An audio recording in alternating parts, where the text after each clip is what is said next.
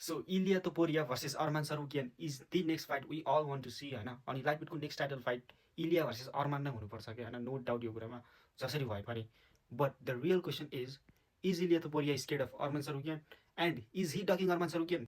Because अब Ilia तोपुरियाको interviews अनि स्टेटमेन्ट्सहरू सुन्यो भने इट्स भेरी क्लियर द्याट कि Ilia Topuria does not want to fight Arman Tsarukyan, और अर्मान सरुकियनलाई चान्स नै दिन खोजिरहेको छैन कि इलिया तोपुरियाले हैन. बट अब is he scared of Arman Tsarukyan, is he ducking Arman Tsarukyan? यसको रियल एन्सर भनेको no, is not scared of anybody, not especially against Arman Tsarukyan हैन. लाइक इलिया तोपुरियाले 170मा इस्लाम आकाशेवसँग फाइट माग्दैछ क्या फर थर्ड टाइटलको लागि हैन. How is scared of Arman सरुकियन?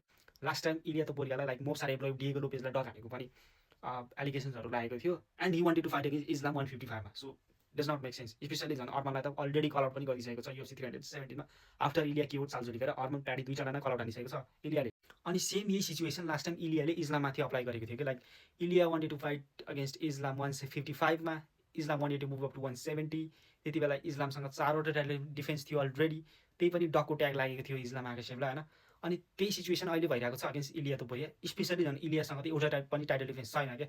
So अर्मनले इलियालाई डकको tag दिनु it's very much understandable, मजाले पाउँछ पनि भन्न अर्मनले है. स्पेसली झन् इलियाले त अर्मनसँगको फाइटको कुनै पनि टिज नै गरेको छैन क्या. अनि लेट्स बी रियल है, इलिया भर्सेस इस्लाम हामी सबजनालाई हेर्नु मन छ होइन. बट त्योभन्दा अगाडि लाइट वेटमा इलिया तोपुरियाको first title defence being against Arman Tsarukyan, त्यो पनि हामीलाई हेर्नु मन छ कि जसै. इभन दो अर्मान सरुकियनको कुनै पनि चान्स छैन आई थिङ्क इलिया तोपुरियासँग होइन. लाइक इलिया तोपुरिया कि युज अर्मान सरुकियन राउन्ड 3 भित्र क्या. हाम्जा चिमाएब नोज दिस भेरी वेल. आक्स हाम्जा चिमाएब.